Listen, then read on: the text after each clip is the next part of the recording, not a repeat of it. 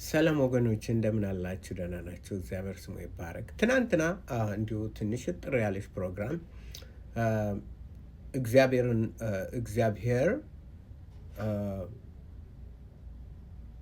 የሆቫ ማለት ምን ማለት ነው? ጀሆቫ ማለት ያለ የነበረና የሚኖር ማለት ነው ብዬ የሆነ ለማብራራት ያ ደግሞ ኢየሱስ ክርስቶስ አብ፣ ወልድ፣ መንፈስ ቅዱስም በዛ ስም እንደሚጠሩ ወደፊት በብዙ ቦታ ላይ አሳያችኋለሁ። መጽሐፍ ቅዱስ ከኦሪጂናሉ ማለት ነው። በተለይም ዘካርያስን የሚጠቅሱት መጽሐፍ በዚህ በተለይ እንትኖች ተናወጣችሁ። ኦንሊ ጂሰስ የኦንሊ ጂሰስ ትምህርት የሰይጣን እንትን ነው። የሰይጣን ትምህርት ነው። የሰይጣን ትምህርት ነው። ሰዎች ያው የአጋንንት ትምህርት ነው። the doctrine of devils ይላል። የአጋንንት አስተምሮት። እስቲ ተመልከቱት። አሁን ኢየሱስ አብ ነው፣ ወልድ ነው፣ መንፈስ ቅዱስ ነው። አለቀ። ስለዚህ እየተቀያየረ አሁን አንድ ቦታ ላይ ላነብላችሁ፣ ሌላ ቦታም እናገኛለን። ይህን የመሰለ ጌታ የተጠመቀበት ግን የጌታን ጥምቀት አስመልክቶ የማቴዎስ ወንጌል ምዕራፍ 3:16 ላይ ኢየሱስም ከተጠመቀ በኋላ ማን? ኢየሱስ ምን ካለ? ከተጠመቀ በኋላ ወዲያው ከውሃ ወጣ። ማን? ጌታ ኢየሱስ ክርስቶስ ከተጠመቀ በኋላ ከውሃ ወጣ። ሰማያት ተከፈቱ። ኦኬ። በተጠመቀ በኋላ ሰማያት ተከፈቱ። የእግዚአብሔር መንፈስ እንደ እርግብ ሲወርድ በእርሱ ላይ አየሁ ይላል። መጣ። ምን? የእግዚአብሔር መንፈስ እንደ እርግብ፣ መንፈስ ቅዱስ እንደ እርግብ በኢየሱስ ላይ ወረደበት። መንፈስ ቅዱስ እንደ እርግብ በኢየሱስ ላይ ወረደበት። ሁለት አካል እዚህ ላይ እናያለን። የተጠመቀው ከጥምቀት የወጣው ኢየሱስ፣ እንደገና ደግሞ መንፈስ ቅዱስ በእርግብ መልክ በእርሱ ላይ ወረደበት። እሺ። እነሆ ድምፅ ከሰማያት ወጥቶ በተከፈተው ሰማይ ከላይ ማለት ነው። እነሆ ድምፅ ከሰማያት ወጥቶ በተከፈተው ሰማይ ከሰማያት ወጥቶ ድምፅ በእርሱ ደስ የሚለኝ የምወደው ልጄ ይሄ ነው አለ። በእርሱ ደስ የሚለኝ የምወደው ልጄ ይሄ ነው አለ። ስለዚህ ተመልከቱት። እዚህ ላይ በሁለቱ ጥቅሶች በዮሐንስ 3:16 እና 18 በ17 ጥቅስ መጽሐፍ ቅዱስ ጥቅስ የመጽሐፍ ቅዱስ የጥቅስ እንትን አይደለም፣ ሌላም ቦታ እናገኘዋለን። ስለዚህ እዚህ ላይ ተገለጠ። አንደኛ የተጠመቀው ወልድ አለ። ሁለተኛ በእርሱ ላይ በእርግብ የወረደበት መንፈስ ቅዱስ አለ። ሶስተኛ ከላይ ሆኖ የምወደው ልጄ እሱ ነው ሲል ሶስት አካል እናያለን።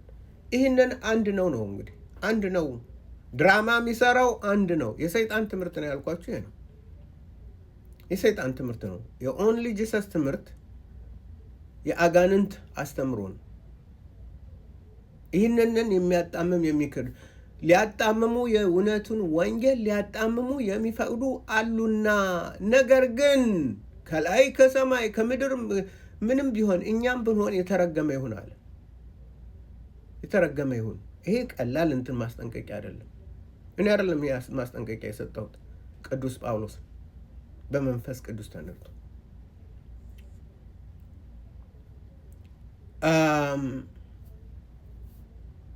ስለዚህ መጽሐፉ እንደዚህ ይላል።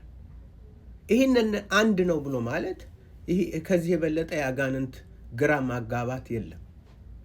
አሁን ሌላ ቦታ እንትን ሊል ይችላል። በቋንቋ በእርግጥ ቋንቋውን ስንረዳ ሂብሩን ስናውቅ አረማይክ እና የአረማዊ ቋንቋና ግሪኩን በደንብ ስናውቀው ብዙ ነገር እንረዳለን። የተደበቀው ቋንቋው እግዚአብሔር አምላክ ምናምን እያለ እንትን የሚለው ሁሉ ብዙ ነገር እንማራለን። ነገር ግን እንደዚህ አይነቱን እውነታ ገልብጦ የሚመጣ አጋንንት ነው፣ ሌላ አይደለም። አጋንንት ነው። እንደዚህ አይነቱን አትቀበሉት ነው የሚለው። የአብንና የወልድን እንትን ጥሎ እንትን የሚመጣውን አትቀበሉት። በጌታ ስም ስለመጣ አይደለም።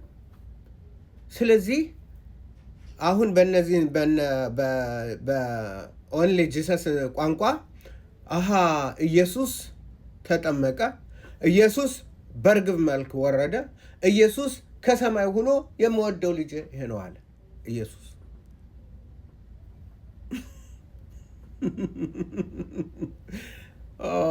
ፑር። ስለዚህ ወገኖች ለሃይማኖት አትገዙ፣ ለእውነት ተገዙ።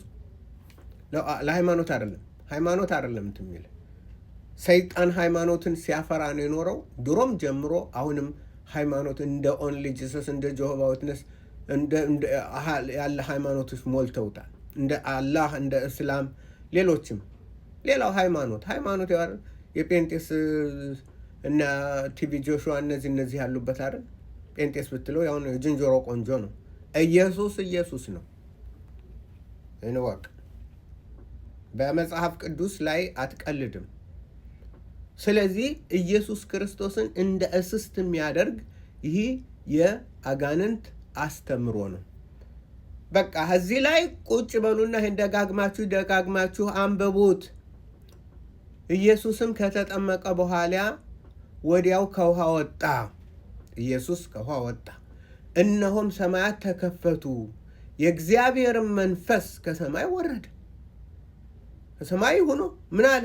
ወረደበት። የእግዚአብሔር መንፈስ በርግብ መልክ በእርሱ ላይ ሲመጣ አየሁ፣ ሲወርድበት። እነሆ ድምፅ ከሰማያት ወጥቶ በእርሱ ደስ የሚለኝ የምወደው ልጅ ይሄ ነው አለ። እርሱ ነው አለ። ይሄ ምንም ልታጣመመው ልታወላግደው አችልም። ይህንን የሚያጣምም አጋንንት ነው። የወደቀው ሉሲፈር ነው፣ ሰይጣን ነው። ስለዚህ አስተዋዮቹን መጥቶ ጠቅላላ በእንትኔን ፖስት ያደርጋል። እዚህ መጣ ፖስት እንዳታረግ።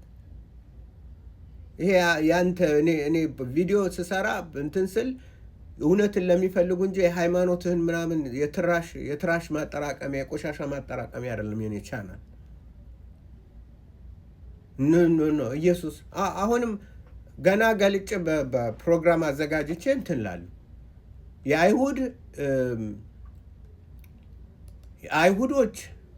አይሁድ ክርስቲያኖች አሉ። እነሱ ጋር እንግባባለን። ያልሆኑ ደግሞ በጨለማ የሚኖሩ አሉ። አንቀበልም፣ መሲሁን አንቀበልም ብሎ በጨለማ ውስጥ የሚኖር አይሁድ አለ። ለምን? ምክንያቱም ሳምራውያን አሉ። ለምሳሌ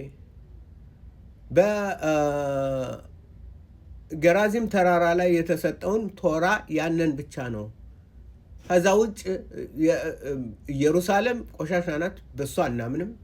ነቢያት ዋጋ የላቸውም፣ እነዚህ ዋጋ የላቸውም ብሎ በአምስቱ የሙሴ መጽሐፍ ብቻ ይኖራሉ። ከዛ ወዲህ እነሱ ደግሞ የእግዚአብሔር ቅርብ ነን ይላል። አይኑን ጨፍኖ የሳምራውያን ቶራ ይባላል። የሳምራውያን ቶራ አለ። ሌላው ደግሞ ይሄ አይሁድ ደግሞ ግማሹን ተቀበለና የአዲስ ኪዳንን አልቀበልም አለ። በጨለማ ነው የምትኖረው። ይህም ደግሞ በጨለማ መኖርህን የሚናገረው እኔ አይደለሁም ኢሳይያስ ነው። አይኗቸው ተጨፍኗል፣ አያዩም፣ አያስተውሉም ያለው አይናቸው ተጨፍኗል። ስለዚህ አይንህን እንዲከፍት እንትን በል። ዝም ብለህ በሃይማኖት የተጣመመ በነ ራባይ አኪቫ የተፈጠረ የጥፋት ሃይማኖት አያድንህም። ይሁድ ይሁን ምን ብትል ምንም። እግዚአብሔር በልጁ ነው የሚያየው። እግዚአብሔር አዶናይ እንደዛ ነው የሚለው። መዝሙረ ዳዊት ምዕራፍ 2 አንብበው። ምሳሌ 30 አንብበው። ምሳሌ 30 ወደ የልጁ ስም ማን ነው? ወደ ላይ የወጣ የወረደስ ማን ነው? አንብብ። ኢሳይያስ 53 አንብቢ ፈቃደኛ ከሆንሽ። ዝም ብላችሁ በተረት ወደ እግዚአብሔር መግባት አይቻልም። አዶናይ ኤሎሄኑ የክብር አምላክ የሆነው እግዚአብሔር የሚሰሙትን ነው። ድሮም ጀምሮ በኤርሚያስ ዘመን አልሰማም አላችሁ። አሁንም ልጆች እናንተ አንሰማም ትላላችሁ። ስለዚህ ጥፋት በእናንተ ነው የሚሆን እና ቃሉን ስሙ